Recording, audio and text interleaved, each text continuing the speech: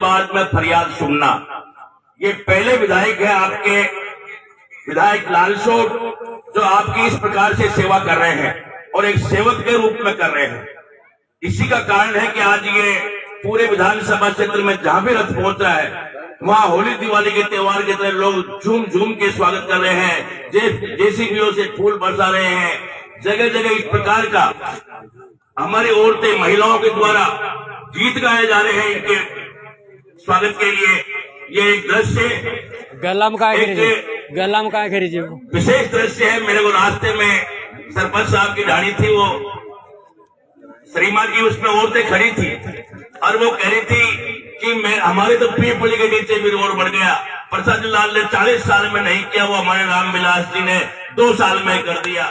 मतलब इस प्रकार की एक बातें मतलब आज पूरे विधानसभा में गूंज रही है। इसके लिए मैं विधायक साहब का पूरे विधानसभा क्षेत्र और हम सब कार्यकर्ताओं की तरफ से आपका धन्यवाद ज्ञापित करते हैं कि भारतीय जनता पार्टी का आपने हमारे विधानसभा क्षेत्र लालसोट का पूरे राजस्थान में डंका बजाया है। जिस प्रकार से हमारे भजन लाल जी का और नरेंद्र मोदी जी का विश्व में डंका बज रहा है, उस प्रकार से आपने भी विधानसभा का नाम हमारा रोशन किया है। हमारे कार्यकर्ता आपसे बहुत खुश हैं। इसी प्रकार से आपने 2 साल बेमिसाल जो आपने 5 साल में विगत सरकार ने नहीं किया वो आपने 2 साल में किया है। अब मैं उपलब्धियां तो क्या गिनाऊंगा, आप सबको ध्यान है और मैं समझता हूं कि आगे तो सब घर में सभी समझदार हैं। लगातार लगभग 350 करोड़ की पेयजल योजना, आपके घरेलू बिजली के 105 करोड़ रुपए का अनुदान, 3 फेज बिजली का 375 करोड़ का अनुदान, आपके जिले में 54,000 खाद्य सुरक्षा में नाम लिखवाना, आपके 350 करोड़ की पेयजल सुविधा, आपके लाडली जो कि महिला बचाओ सुरक्षा के लिए आपके 42 खंभों पर 101 कैमरे की व्यवस्था आपके द्वारा करना।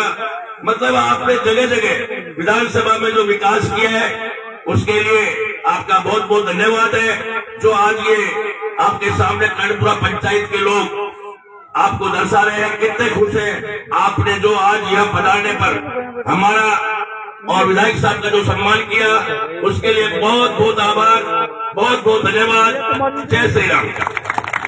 बहुत बहुत धन्यवाद माननीय शंभू जी का, जिन्होंने माननीय विधायक महोदय जी ने किए गए कार्यों का उत्पादन और हुए 2 साल के विकास कार्यों में 1150 करोड़ का जो विकास कार्य को जो दर्शाया है वो बहुत ही सराहनीय और पहल है।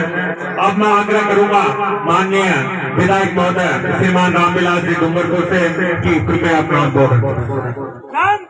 जिंदाबाद जिंदाबाद जिंदाबाद जिंदाबाद। मंच पर उपस्थित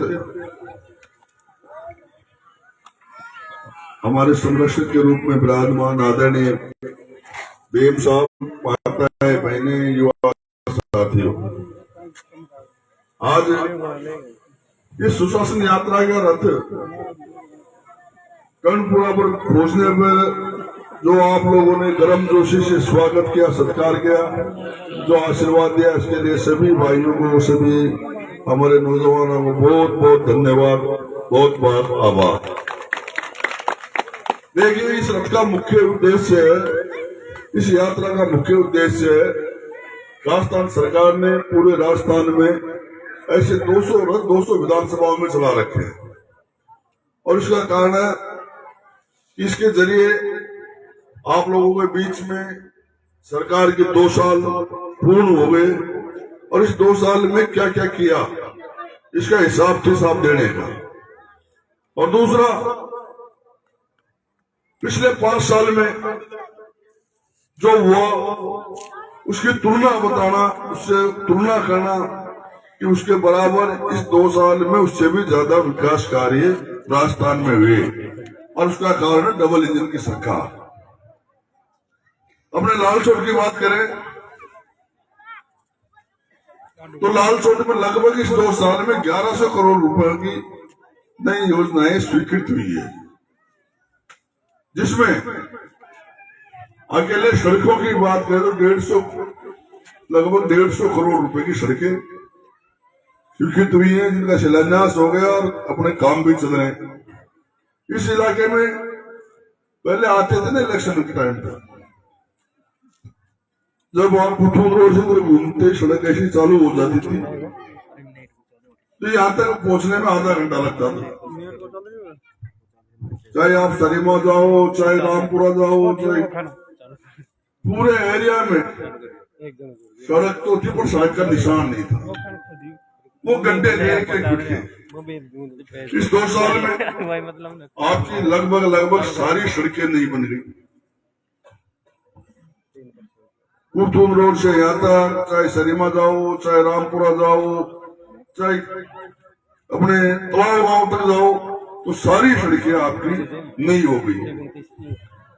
और ये पिछले 2 साल में हुआ। मैं आपसे पूछना चाहता हूँ, पिछले 2 साल में जितनी सड़कें बनी आपके, कितनी इससे पहले 5 साल में बनी थी?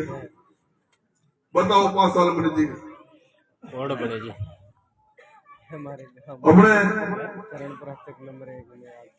पानी की बात करें तो लालचौर विधानसभा में अभी अगस्त के महीने में माननीय मुख्यमंत्री जी आए थे।